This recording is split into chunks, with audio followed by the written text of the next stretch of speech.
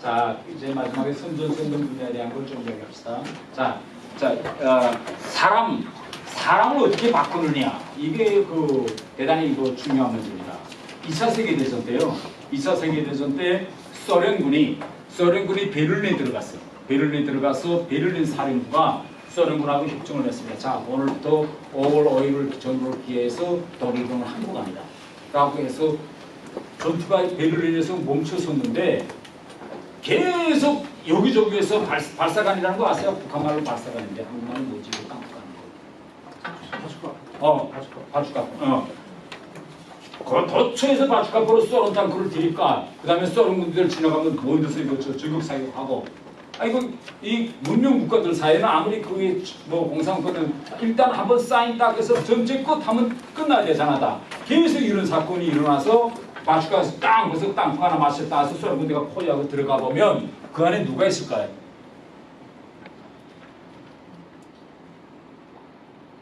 중학교 애들이 있어. 히틀러 선언단 애들. 왜? 군인은 야 장기가 있어 싸움하지만 하니까 손 다 들었는데 이런 데서 세뇌교육 받은 애들은 군사명령 복종 체계가 없기 때문에 아무리 방송으로 싸움하면 안 된다 하더라도 히틀러의 그런 민족 사회주의 사상이 있기 때문에 야 이거 뭐냐고 그냥 쏘는 거야 애들은. 그러니까 그 영화도 있는데 딱 잡아서 쏘는 군대가 죽었어. 그래서 잡아서 끌어내고 보니까 애니까 어떡하겠어 이거. 그러니까 야 이 집에 나가 하고 바로 쫓아보내. 2차 대전 때 여러분 일본이 망하는 과정 쭉 봤죠. 일본이 망하는 과정. 근데 미국 사람들이 일본을 바꿀 때 제일 이해하지 못한 게 뭔가면 자 일본의 미국 군함회과 일본에서 뭐이 날아오죠? 가미가제가 날아오잖아. 가미가제가 날아오는데 휘발유도 없이 아예 육탄이 돼서 들어오잖아요. 그러니까 미국 사람들이 이거 전혀 무의미한 싸움인데 이렇게 인간이 비행기를 몰고 육탄이 돼서 비행기에 날아 떨어져. 더 미국 사람들이 충격받은 것은 섬을 이제 하나씩 미국 군대가 먹으면서 나가는데 섬을 포위하고 들어가잖아. 들어가면 마지막에 일본 군대가 항복을 안 하는 거야. 그러니까 일본 군대가 다 죽고 마지막엔 거기에 누가 남을까? 군대가 죽으면 여자들하고 애가 남잖아. 근데 이 군대가 들어가면 여자들은 아무 잘못도 없기 때문에 가만히 있으면 미군이 다 해결인데 여러분 아세요? 영화 봤어요? 여자들이 애 안고 다 어디가 절벽에 가서 절벽에서 날아 떨어지잖아 다 이렇게 그런 거 못 봤어요? 그러니까 이게 미국이 그때 완전히 충격받은 거야 이걸 보고. 아니 이거 어떻게 이렇게 생각할까 사람이. 그래서 원자탄을 미국이 쓰겠다고 결심한 이유 중에 하나가 뭐냐. 이런 식으로 항복하나 우리가 섬을 하나 먹을 때마다 이렇게 만약 미군이 죽는다면 일본 본토까지 들어가서 우리가 싸운다면 미군이 다 과연 얼마나 죽겠느냐. 이걸 생각한 게 미국이. 그래서 원자탄을 쓰고 결국은 마지막 항복을 하라는 걸 누가 지시하죠? 일본 천황이 이야기하잖아. 천황이 오늘부터 싸움 그만둬라. 그러니까 다 싸움 그만두잖아. 그런데 이게 그래서 세뇌교육이라는 게 대단히 위험합니다. 사람을 어떻게 세뇌교육 시키는가 하는 것이. 자, 북한에서 어떻게 세뇌교육 시키는가 하면 북한에서는 이렇게 세뇌교육 시켜요. 인간한테는 이게 주체사상이라는 건데 인간한테는 생명이 두 가지가 있다고 그래요. 육체적 생명과 정신적 생명이 있다. 그러니까 육체적 생명은 부모한테서 받는 거예요. 그러니까 부모한테서 받았기 때문에 나이가 돼서 아파서 죽거나 나이가 많이 들어서 죽을 때는 육체적 생명은 끝난다. 그런데 정치적 생명은 영원하다. 이게 상당히 관념적인 얘기죠. 정치적 생명은 영원한데 이 정치적 생명을 영원히 빛내어나가기 위해서는 북한에서는 조직 생활을 잘하라 돼요. 그래서 북한의 모든 사람들은 미성년자들부터 시작해서 9살 때는 소년단, 그 다음에 중학교 4학년 때는 청년동맹, 그 다음에 성년이 되면 설사 집에서 노는 아줌마들도 정치조직에 다 가입됐어요. 여맹, 진맹, 농부맹, 제일 선진분자들은 당에 들어가서 이렇게 다 정치조직 생활을 합니다.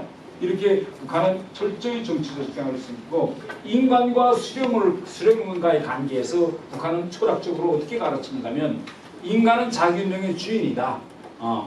그런데 모든 사람이 다 주인이고 이렇게 되면 이거 인간의 통제가 안 되잖아. 그래서 이 인간의 통제는 당이라는 걸 만들어가지고 선진분자들 통해서 지도되는데 그 당을 누가 지도하느냐? 수령이 지도한다. 그러니까 결국은 이 김떨떨이와 수령과의 관계에서 이 가운데 아무것도 없어. 이 수령이 결국은 김떨떨이의 운명을 좌우하는 이런 세뇌 교육을 아이 때부터 시키는 겁니다. 그래서 아까 제가 이야기했지만은 북한에서 이렇게 지금 북한의 그 어떤 자그마한 마을에 가도 이런 탈을 다 했어요. 김일성이 살아있을 때는 김일성이 영원히 살아달라고 이걸 만승광탑이라고 했는데 김일성도 죽고 김정일도 죽었어요. 그리고 이 신이 아니기 때문에 신이라면 살았겠죠. 그래서 지금은 이거 만승광탑을 용생탑 죽었지만 우리와 함께 영원히 있다. 그래서 용생탑을 북한의 곳곳에다 다 이렇게 해놨어요.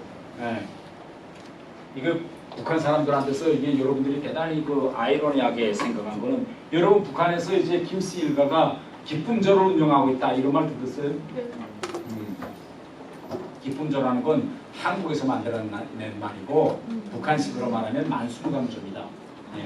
그러니까 지도자가 편히 생을 보내라. 그래서 이 전 세계적으로 이거 북한이 은폐된 방법으로 하지도 않습니다. 북한은 주황, 시, 도, 군에 이르기까지 인민회의에 옥가라는 게 있어요. 넘버 5. 옥가 지도원, 옥가 과장. 그러면 이 사람들의 임무는 뭐냐? 이 사람들의 임무는 중학교 4학년 때, 여자들이 중학교 4학년 되면 자기 관할 구역간에 있는 모든 학교들에서 제일 키가 크고 예쁘고 잘생긴 애들을 다 장악하는 거예요. 장악해서 면역이 되고 기준점이 더 있어요. 키가 이렇게 되면 뽑아서 평양으로 보냅니다. 이게 북한에서의 억가 시스템이에요. 그래서 세계적으로 지금 김정은한테다가 이거 억가 시스템 이건 여성들에 대한 인권유린이다 해가지고 엄청 없애라고 지금 외곽에서는 지금 이야기하고 있는데 아이러니한 거는 뭐냐? 김정은의 어머니가 거영입니다. 거영이도 무용수로 되어 있다가 억가 대상으로 뽑혀서 만순광조 무용조였어요.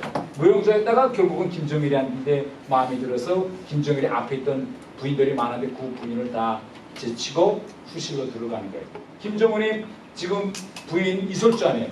이설주도 결국 억가 대상으로 뽑혀가서 김정은이 그 왕실 악단에서 노래했어요. 그런데 이게 아이러니한 건 뭐냐? 만약 한국에서 일이 벌어졌다 안 하면 여러분 부모들은 한국 부모들은 어떻게 생각할까요? 자기 딸을 이렇게 권력의 힘으로 뽑아서 그런 데로 올려간다라고 생각하면 당연히 반대하겠죠. 북한에서는 어떨까요? 영광으로. 영광으로 생각. 왜? 왜냐하면 신이라고 생각되는 사람과 결혼할 수도 있는 기회를 얻었어요. 그러니까 이게 북한에서는 여자 예쁘게 생긴 체내에 보고 너 억가 대상으로 뽑혀갈래? 아니면 북한인 명문대에 갈래? 라고 하면 여자가 뭐라고 말할까요? 억가로 갑니다. 난 억가에 가겠습니다. 이렇게 생각해요.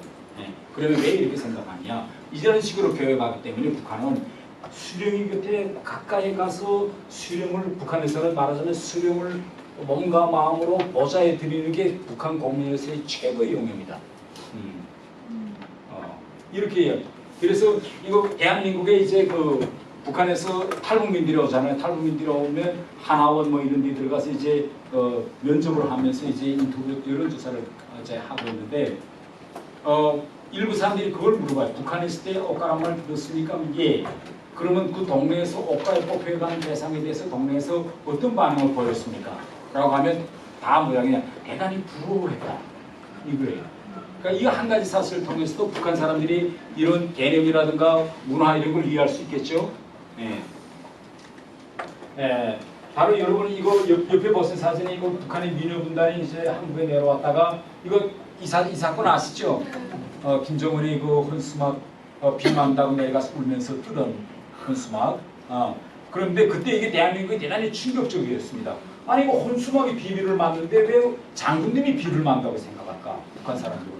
이게 그때 우리 대한민국에 대단히 큰 충격을 준 사건인데 만약 북한에서 여러분 우리가 집에 이게 교실이라고 지금 앉아서 교실인데 북한은 모든 교실에 여기에 김일성과 김정일이 초상화가 있어요. 근데 내가 이렇게 강연하다가 갑자기 확 불이 붙었어요. 그러면 북한에서는 사무실이든 뭐 교실이든 집이든 불이 붙었다 집에 하면 제일 먼저 해야 될 게 뭘까요? 한국 사람처럼 갑자기 불이 붙었다 하면 빨리 도망치는 게 아니라 먼저 와서 초상화부터 몸에 건져야 돼요. 건져 가지고 나가야 결국은 북한 사람들은 자기 임무를 이행했다. 이런 생각을 갑니다. 근데 미국 지난해 일본에 북한에서 또 내려간 배가 100척이 넘었어요. 거기 배가 사람이 그 배가 이제 고장이 나서 한 달 동안 표류하게 되면 식량 떨어졌지 뭘 꼽지 않으니까 그래서 맥없이 배에서 사람이 죽는 거야. 죽어서 이제 내려가서 거기 가서 이제 배를 많이 번지고 또 이 까라 배 이제 뒤집히고 이런 데 가서 이제 일본이나 중국에서 많이 번지는데 거기에 당국이 충격받은 중에 하나가 뭔가면 어부들이 이거 옷을 벗기니까 아니 당장 죽게 됐는데 몸에다가 초상하려고 그렇게 감고 이거 죽은 이런 게 많이 이제 발견됩니다. 그러니까 이런 정도로 지금 북한 사람들은 세뇌 교육을 이제 시키는 거죠. 마지막으로는 이제 그 세뇌 교육 문제에 대해서 한 가지 이야기하는데 제가 한국에 와서 한번은 이제 TV 보는데 여러분 이만갑이라는 거 보시죠? 이만갑 제가 한번 쭉 보는데 이만갑에서 이런 거 물어봐요. 이민군 북한에서 이민군이지 북한군에서 군사복무하던 여성 보고 북한 군대에서는 어떤 노래를 부릅니까? 이렇게 물어봐요. MC가. 그러니까 여자가 나와서 뭐 이런 노래 부릅니다. 그러니까 그럼 북한군에서 당신이 북한 군대에 있을 때 자주 부르던 노래를 한번 불러보세요. 그러니까 여자가 나와서 무슨 노래를 부르는가 하면 장군님은 명사수 우린 명중탄 뭐 이런 노래가 있어. 그럼 여러분 장군님은 명사수 우린 명중탄 이게 무슨 뜻이죠? 네? 그러니까 이게 수령과 주민 사이 관계예요. 그러니까 총을 볼 때 수령은 총알 방아쇠 당기는 거고 우리 일반 사람들은 총알이에요. 그래서 노래 자체도 장군님은 명사수 우린 명중탄 이런 노래가 있어가지고 그걸 군대들한테 끊임없이 그래서 북한에 항상 이야기하는 게 뭡니까? 우리 청년들은 우리는 800만의 총국도 아니고 이런 이야기 하잖아요. 그 다음에 현실적으로 그러면 북한에서 여러분 이렇게 이런 방대로 군대로 훈련시키느냐? 북한에 여러분 인터넷에 들어가 보세요. 북한에 여성 비행 연대라는 게 있어요. 여성들만 그 연대 비행장에는 여자 비행사밖에 없어요. 전 세계적으로 여성 비행 이스라엘은 여성 비행 군대가 있대요. 그러나 여자들로만 비행 연대를 가지고 있는 건 북한밖에 없어요. 여자들이 고아 크고. 그런데 이 여자들이 무슨 훈련을 하느냐 계속 이 북한에서 우투바라고 합니다. 라쿠안 2차 대전 때 라쿠안 러시아 비행기 2차 대전 때 쓰던 거. 이 비행기를 타고 날아가다가 발동을 끄고 휴전선에 다가오면 엔진을 끄면 또 어떻게 될까 비행기가? 그런데 이 비행기는 1930년대에 만들었기 때문에 이거 날개에 보면 다 나무로 돼 있고 쌍발개야. 이제 그러니까 발동을 끄도 바람 방향과 이걸 이용해서 대단히 오래 가요. 몇 킬로미터 날아갑니다. 이런 훈련을 계속 해요 여자들이. 이거 하면서 대단히 많이 죽어요 여자들이. 왜 많이 죽는가 하면 이거 발동을 꺼서 왜 엔진을 끌까요? 날아가다가. 휴전선에 가까이 다가왔을 때 엔진을 끄는 거야. 앞으로 전쟁이 일어나면. 그러면 엔진을 끈 비행기가 날아와 들어오면 이거는 비행기 이게 우리 레이더에 잡히잖아요. 엔진만 끄면. 이해되죠? 엔진만 끄면 지도 따라서 이 사람 바람방에 딱 와서 예를 들어서 오래 발전소를 폭발하면 거기까지 와서 폭탄 꽝 뚫고 그 순간에 떠르릉 하고 펴면 폭탄 뚫고 있는 발동을 걸면 그 다음에 돌아갈 때는 발동을 켜고 돌아가는데 이게 러시아산 비행기가 너무 낡았으니까 이 훈련을 계속한데 끄고 뭐 한 40km를 쭉 고공초자로 내려가다가 자기 물 완수한데 발동을 켤 때 발동이 안 켜지는 경우가 대단히 많습니다. 이런 훈련을 한 게 연대 여자들이 계속 해요. 이게 여성 비행용인데 그 발동이 만약 안 켜졌다, 켜지면서 안 켜졌다 할 때는 그다음부터 목숨 내놓는 게 어떻게 하면 발동이 죽은 비행기를 어떻게 잘 착륙시킬 것인가. 근데 얘는 아주 낡은 비행기이기 때문에 또 다른 비행기에 비해서 착륙이 대단히 또 쉬워요. 그러니까 이런 훈련을 예를 들면 대한민국 군인한테 이런 훈련을 시킨다. 이게 가능할까요? 민주 시스템에서는 가능하지 않잖아요. 그러나 북한에서는 이제 가능합니다. 마지막으로 북한의 식민제도를 이야기할게요. 여러분 우리 이조조선이 500년 갔어요. 어떻게 이조조선이 500년 갔을까요? 이조조선이 뭐 왕들이 다 현명하고 똑똑해서 이조조선이 500년 갈 수 있는 여러 가지 원인 중에 하나는 바로 이조조선이 신분제도를 운영했기 때문입니다. 우리 주민들을 이조조선은 4개의 주민 계층으로 나눴어요. 그런데 여기서 양반한 데는 다른 사람들과 다른 특전과 특권을 줬어요. 그래서 왕은 모질이라도 괜찮아. 왕은 매일 술 먹고 기생들 끼고 놀고 그래도 이랬어요. 왜? 양반 집단이 딱 이 시스템을 운영해 가기 때문에 500년 동안 굴러왔어요. 근데 김일성이가 이 북한을 딱 만들면서 북한에서 이런 신분 제도를 만들었습니다. 구체적으로 놓고 말하면 북한의 모든 주민들을 54개 등급으로 만들었고 크게 놓고 보면 핵심계층, 동료계층, 적대계층 이렇게 나눴습니다. 그런데 이렇게 주민들을 이분법으로 나눠 놓는 거는 이건 북한뿐이 아니에요. 일반적으로 공산국가들은 다 예를 들어서 이렇게 주민들을 이분법으로 이런 자체가 이분법이에요. 그래서 공산주의론에서는 이걸 계급투쟁이라고 합니다. 계급론에 의해서 주민들을 계급으로 갈라놓고 지배계급과 이제 피지배계급 이렇게. 자, 그러면 제가 질문 하나 있을게요. 북한에 행정고시가 있을까요, 없을까요? 행정고시, 사법고시 뭐 이런. 공무원이 되려면 외무고시, 외교관 되려면 외무고시, 한국에서 판사나 변호사 되려면 사법고시. 이런 고시 제도가 있을까, 없을까요? 없다? 없다. 왜? 한번 이야기해보세요. 없다. 난 북한에 없다. 혈통을 중요시하지 않을까? 혈통에 따라 그런 높은 직책을 주지 않을까? 혈통을 따라서 준다. 그 다음에 만약 우리가 역으로 생각해 봅시다. 만약 고시제도가 있다 북한에. 그러면 어떤 현상이 일어날까 북한에? 아, 그렇지. 네, 그러니까 지금 북한은 이 핵심 계층이 나라를 딱 통솔하는데 만약 고시제도라는 건 뭡니까? 경쟁 아니에요. 경쟁을 통해서 그 직무를 얻는 건데 결국은 이렇게 고시제도를 해내면 신분 상승이 가능해져요. 그러면 결국은 여러분 한번 보세요. 우리 주변 돌아보면 흑수저가 공부 잘해요? 금수저가 공부 잘해요? 누가 공부 잘한다고요? 금수저? 흑수저가 더 잘하지 않을까요?